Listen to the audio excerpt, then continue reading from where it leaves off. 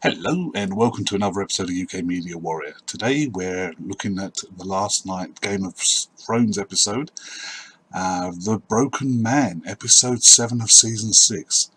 Now, who exactly do we think the Broken Man is they're referring to? Well, there's really only a couple of possibilities. Well, I suppose there could be three. It's either Theon, or it could be Sandor Clegane. Or possibly the Broken Man is Jaime Lannister. Possible. He's obviously going through some crisis at the moment. But my money would be on Sandor, I think, on this one. And we open the episode scene. So the Hound is back. And he's obviously been living amongst these villagers out in the middle of nowhere. Looks like the Shire. Beautiful countryside. And we get to meet Ian McShane playing Septon Ray, a warrior who has turned to religion to account for his sins as a warrior, as we find out during his AA session with the villagers. Now it looks like they're building a sept, which is cool, and it's a very good scene. You know, we get to see the Hound again, as I say, obviously with a limp, still recovering possibly from the injuries that Brienne caused him during their fight. It's just a shame Ian isn't in it for longer, as he's an absolutely fantastic actor, and I love him in anything that I see him in. And it would have been good to see him and Clegane perhaps take a little bit longer to reach the end of that small piece of story, because obviously at the end of the episode we see the entire village has been wiped out. Sandor grabs his axe and goes off looking for revenge, we assume. Now, you do get to meet three guys who ride up during McShane's AA meeting. Now, they state they're from the Brotherhood. They say the night is full of terrors, which is obviously a saying of the Lord of Light religion, and you hear that all the time from the Red Priests. And Septon Ray is obviously following the religion of the Faith of the Seven, although he doesn't seem to be too particularly book-learned. But I don't think that really matters, obviously, for this character. He's in it so brief a time, but he gives us another side of the religion of the Faith of the Seven. Obviously, the other side that we're seeing at the moment is the High Sparrow in King's Landing, who is like, you know, all sins must be paid for in full, and you have to take the walk of shame. And he's basically the teacher you used to have at school who was behind corporal punishment, you know, spanking you or using the cane on you, that sort of thing. That's the High Sparrow. Septon Ray is more along the lines of the teacher who used to take you to one side and say, look, you know, you shouldn't be doing this. Don't do it again. You know, you can learn from this mistake and become a better person. Yeah, you've done bad, but okay, I'll let you off. Let's try and make you a better person now. So here's the more forgiving side of the religion. And it's nice to see both sides. I mean, obviously, he was once a sellsword who'd done some barbaric things, as he says during the AA meeting he holds. So he's trying to come back from that by trying to show people that just because they've done bad in the past, it doesn't have to weigh them down. They can change. They can become better. And the question is the Hound taking this on board? Or is he just sort of like there for the food and the companionship and to keep it a low profile so nobody comes after him while he recovers? By the look of the end of the episode, when he grabs that axe and marches off, that's a lot of the old Hound there. He's going out for revenge. But my question is, those three guys who ride up, are they really from the Brotherhood?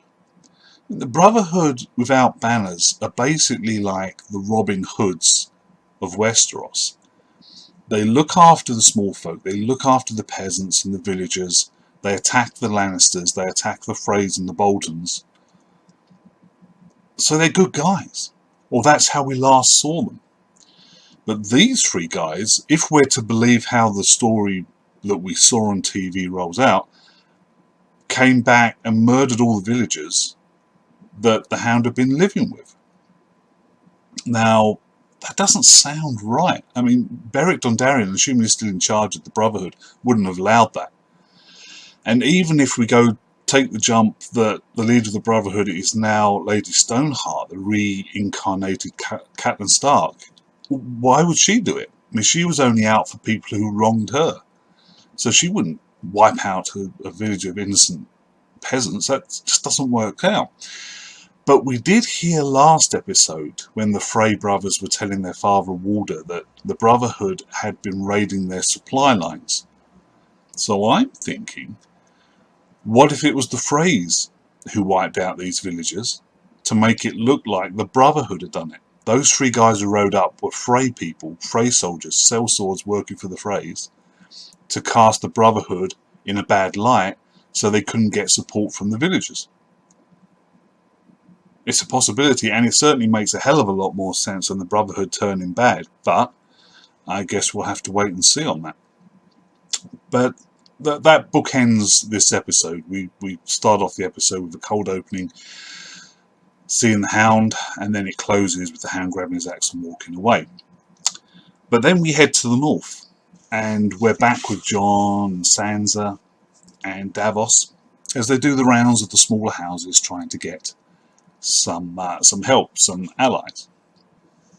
And we see quite quickly that they get the wildlings on side, although there is a little bit of, we don't want to fight for you, you're a southerner, why should we?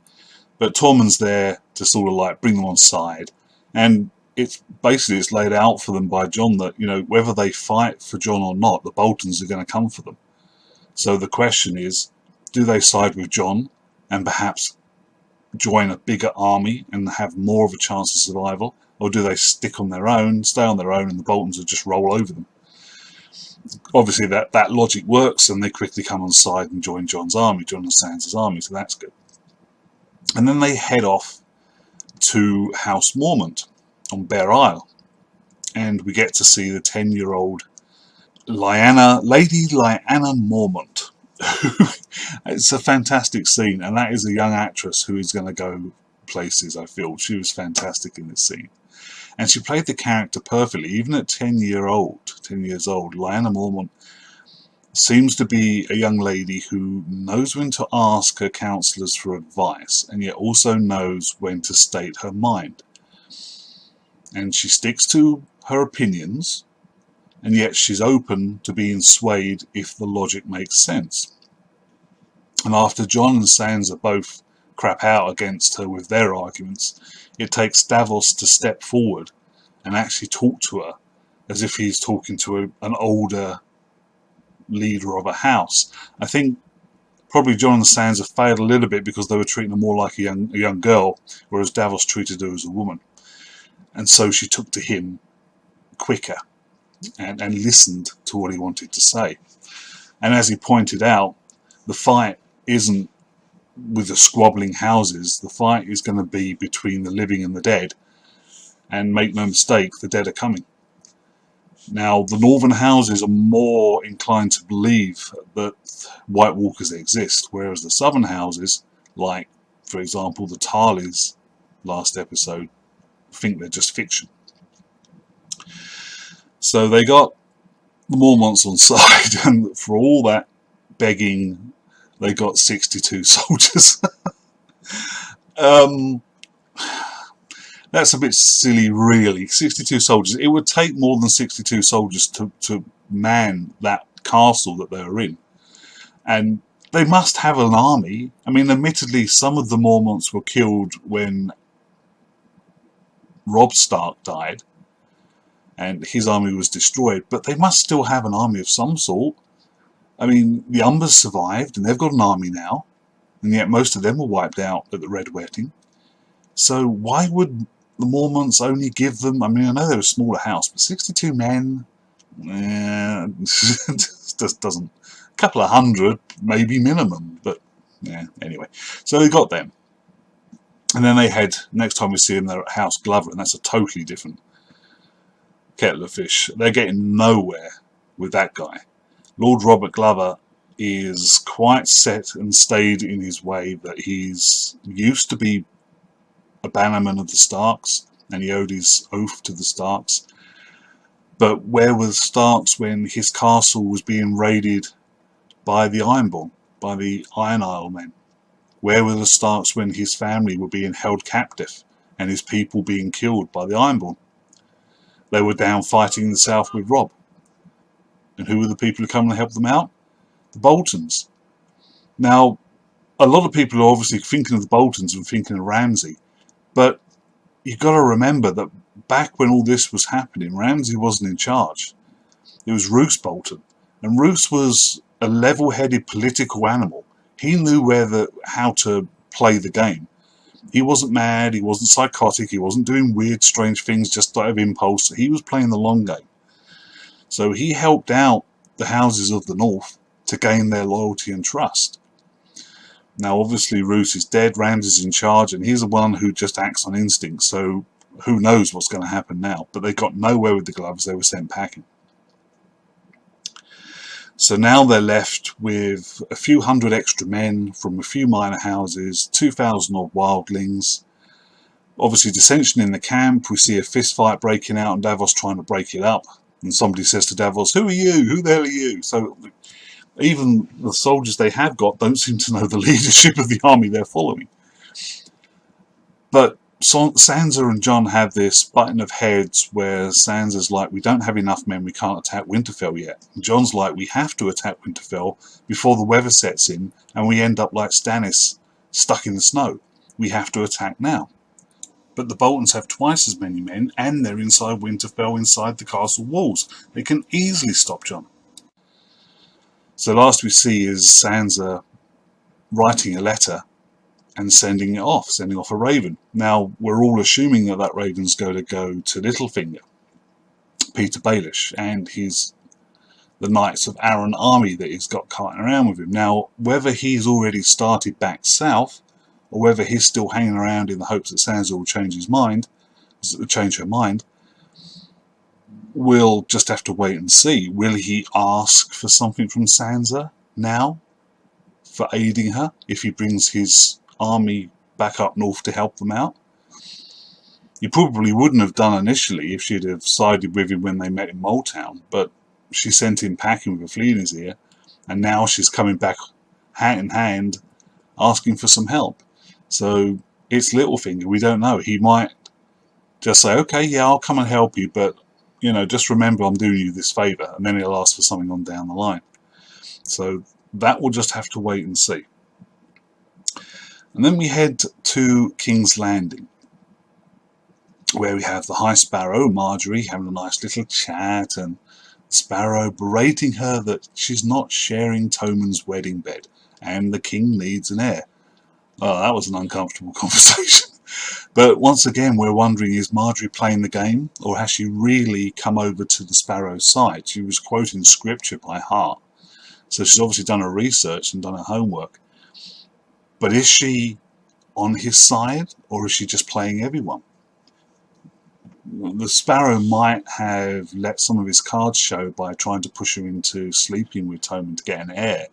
He's obviously a power player, and he realises he's currently got the king in his pocket, and he wants to use that power. He wants to cement his power, and if Tommen was complaining to him that Marjorie doesn't come to his bed at night, perhaps if the High Sparrow can get Marjorie back in bed, that'll be another favour that Tommen owes him, and he'll just get more and more powerful, the power behind the throne. But that will have to wait and see. But then he also vaguely threatens Olenna Tyrell, Lady Olenna, by saying that if Marjorie can't bring Olenna over to the faith, then she might not be safe. Very subtle.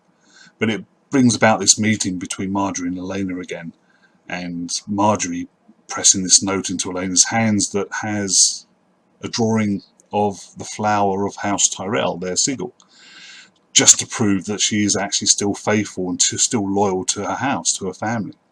So that's a good scene. But was she wanting Olenna out of King's Landing for her own safety? Or was she wanting Olenna out of King's Landing so she would have more power herself? Marjorie would have more power herself. I got the feeling that her feelings were sincere for her grandmother, and that she really does love her and wants to keep her safe. And then Cersei and the Mountain come and see Olenna before she leaves, and they have that nice chat, and Olenna lays it all out on the line for Cersei, letting her know exactly how she feels. That was just an amazing scene.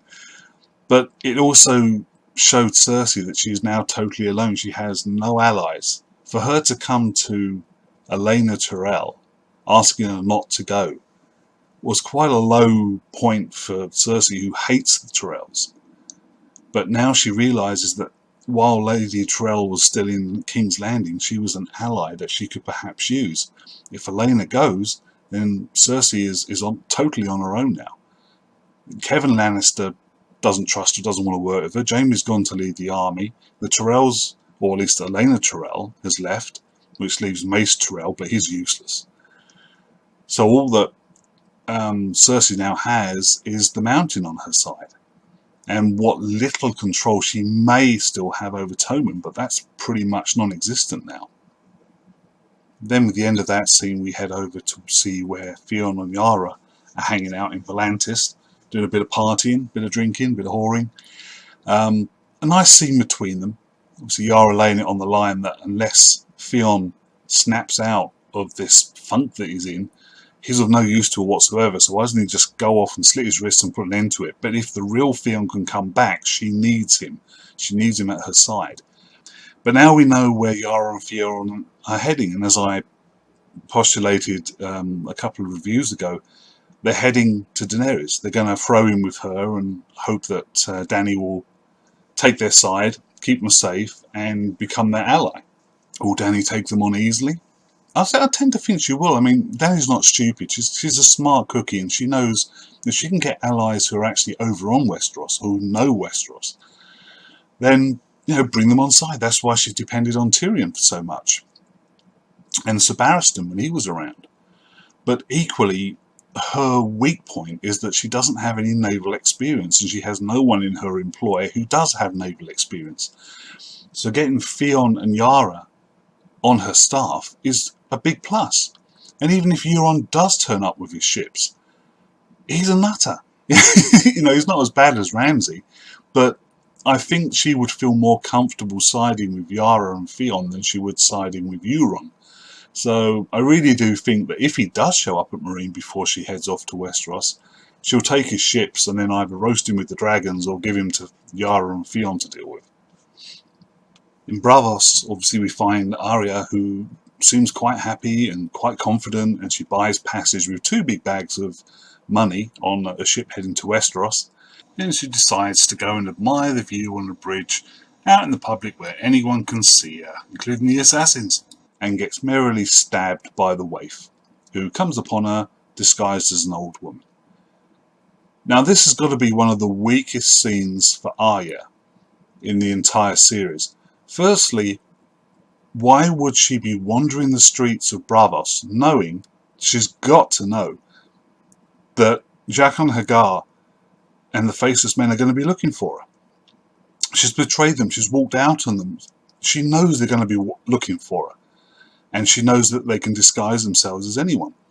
So she's merrily walking around through the marketplace, standing looking at the view, when this old woman she doesn't know comes up to her and speaks to her, and she doesn't think for a second that she could be in danger. And the waif gets in a great slashing move across her stomach and then stabs her twice in the belly and twists the knife before Arya can headbutt her and fall over the edge of the bridge and into the river, into the canal below. Now luckily the waif lets her go, but when she drags herself out after swimming to some steps and then starts stumbling through the streets of Braavos with all this blood gushing from her stomach, I'm left to wonder, how on earth is she still alive? Now let's think about this. We've seen this move, this stabbing of the belly, several times. Jon Snow is a perfect example. He got stabbed many times in the front, in the belly, in the chest. Okay, at the Red Wedding, several people got stabbed like that. Rob's wife gets stabbed almost exactly the same way in the belly. And yet Arya, who's a lot younger and a lot smaller, gets stabbed in the belly twice, not to mention that slashing blow that I've already mentioned, and the knife is twisted, which opens the wound even more and causes more damage. But not only can she swim to the steps, drag herself out, she's also wandering through the streets on her feet, trying to hold the blood in. That's just not possible. The trauma alone of being stabbed and hurt like that would almost immediately put you on your knees and on your back. If she did, for adrenaline's sake alone, manage to go over the edge of the bridge and swim to the steps, she would not have the strength to pull herself out and then to start wandering through the streets. Belly wounds are debilitating. They take you off your feet and you die slowly, but you die in pain. And that's what they do. That's what they are. They're the worst way to go. They don't allow you to wander around streets, especially at Arya's age. She's too young to take that sort of damage and be doing that. It just doesn't make sense. But as I say, the really stupid thing is Arya shouldn't be that stupid as to let the waif get that close. Now, I've seen a lot of people's opinions about this. Some people are saying it's not Arya at all, that this could be a dream. Well, that's a possibility. It could be a dream, but if it's a dream, why didn't the show let us see her waking up after she got stabbed? To have it progress to her wandering through the streets, and that's where we leave her, that makes me think this isn't a dream. That wouldn't make sense. The second thing that's being put around out there is perhaps it's Jaqen H'ghar making out his Arya to see what the waif does. Well, once again, that makes no sense. The faceless men can disguise their faces using any face in their temple, but they can't change their body mass. They're not magicians, they're not mages or sorcerers. So Jaqen can't become this small 14, 15-year-old girl. He could put her face on, but he would still be almost 6 foot tall and broad of shoulder. So I don't think that would really fool anyone. So that doesn't work. The other thing I've seen, which equally just doesn't pan out, is that it's just an innocent girl that's wearing Arya's face. Well, first off, Arya still has her face. It's not sitting in the Temple of the Faceless Men ready to be used. So you can't put someone who's still alive, who still has their face, you can't put their face on somebody else. So that doesn't work either. My opinion, I think that did happen to Arya. She is that hurt, she is that injured, and I think Jaqen will find her and heal her and then send her to kill the waif. You got to remember, Jaqen ordered the waif to kill Arya but make it clean and painless. Those were his orders. He was quite explicit. The waif has done the exact opposite. She has caused hurt, lingering pain and agony to Arya. So she's gone directly against Jaqen's orders, and he's not going to like that. So my thoughts, Jaqen will find her, heal her, and send her after the waif. What happens after that? He might let her go. I don't know. But that's my theory on that anyway. And then we finally come across Jaime and Bronn back together again. These two are great characters together. It's a great buddy cop sort of thing going on between them two. But they're back in the Riverlands, heading up the Lannister army, heading to Riverrun. And once again, some of the one-liners that Bronn comes out with are just hilarious. The way he cuts Jaime off, and Jaime's like, but don't forget, the Lannisters always pay their, and Bronn's like, don't say it, don't even say it, and he just gallops off. We can relate to Bronn so easily, and he's such a fun, great character. But we come upon the Freys, who are doing the most half-assed version of a siege of a castle that I've ever seen, which is obviously what Jaime and Bronn discuss while they're sitting on their horses looking down at the Frey encampment. And then we cut to the Frey brothers who have Edmure in a noose while they're negotiating with the Blackfish. But the Blackfish is just looking at them with disdain and basically ignoring everything they're saying to him. Standing up on his ramparts, and he's watching all this and he's listening to what the Freys are saying, like, if you don't surrender your castle, we're going to hang your nephew. And then when they decide they're not going to hang him, they drag him down off the noose and put a knife to his throat. If you don't give us your castle, we're going to cut his throat. And the Blackfish is looking down and going, okay, do it. And he just turns and walks off, leaving them totally humiliated and without any power whatsoever. Which is pretty much what Jaime points out when he rides in with Bronn. As he states, well, you haven't put out any scouts, you haven't dug any trenches, you've just let 8,000 men ride into your camp without even knowing they were there. And as he points out with the back of his hand, if you don't follow through on your threats, you're left in a weaker position. Before he takes command and tells Bronn to start getting the siege works in order, which Bronn goes off and does.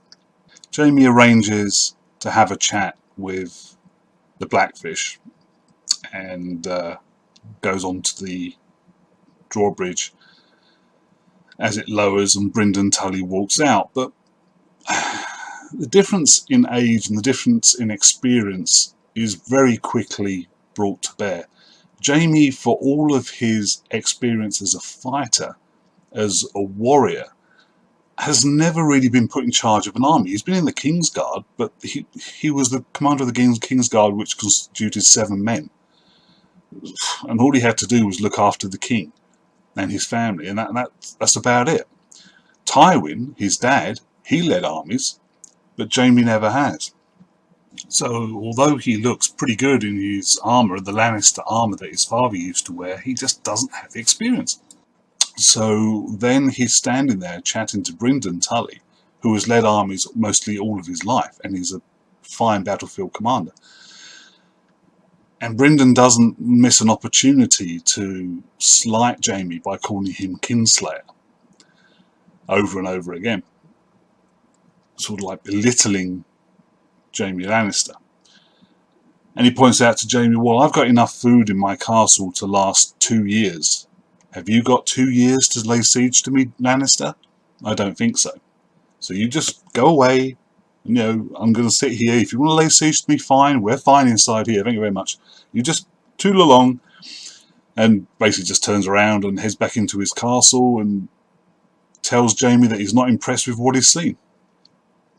Poor Jaime then sort of like stumbles back slightly as the drawbridge raises and has to head back to his encampment. But the thing is, the interesting thing is, and this is something that I'm not sure whether they will include in the series, but it was in the books, Jaime manages to negotiate with Brynden Tully to have him surrender Riverrun for the life of Edmure Tully.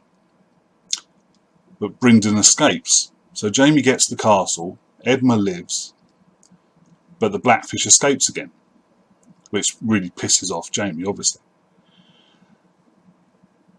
Cersei sends a raven to Jaime telling him that she needs him to be her champion in the trial the trial by combat that she has to go through to prove her innocence. But at this time, he finds out that she'd slept with Lancel, their cousin. And when he finds that out, that's basically the straw that breaks the camel's back. You know, he's fed up with her paranoia, with the loss of life that surrounds her, with the fact that she cheated on him with Lancel. And he just basically says, no, I'm not going to come and defend you. Now at that point, Brienne shows up. And this is all in the books, remember. But Brienne turns up and tells him that she's found Sansa. And in the books, Sansa is in danger from Clegane, Sandor Clegane. Now obviously that isn't true in the TV series, but if Brienne shows up, as we've seen in the teaser for next week's episode, we see Brienne and Jaime talking, and Brienne obviously has to go and try and talk the Blackfish into surrendering the castle. Now what if she manages to do that? Blackfish escapes, possibly with his army, so they head north, maybe, I don't know, I'm just guessing here, but what if that happens? Jaime finds out Cersei cheated on him with Lancel. Brienne tells him that she's found Sansa and she's alive, and so's Jon, and they're up north and they're trying to gather men to fight the Boltons. And Jaime just decides, well, there's nothing really left for me down here. I might as well go up and work with the Sansa and Jon and the Starks. Now, whether he takes his army or whether he goes on his own, I don't know. Perhaps it ends Bronn. I have no idea. It's just all theories, obviously, and I'm trying to meld the book and the TV series here, which is obviously something the writers are trying to do for the show, and it's not easy. But I'm just thinking that would make a great cauldron of possibilities, really rich sort of ways that the characters could all go. I mean, I think it's about time that Jaime and Cersei had a butting of heads. He seems to be letting her walk all over him. And whatever she does, he's fine with. I think it's about time that he sort of said, well, no, I've had enough of it. You're just stupid and you're bringing us all down.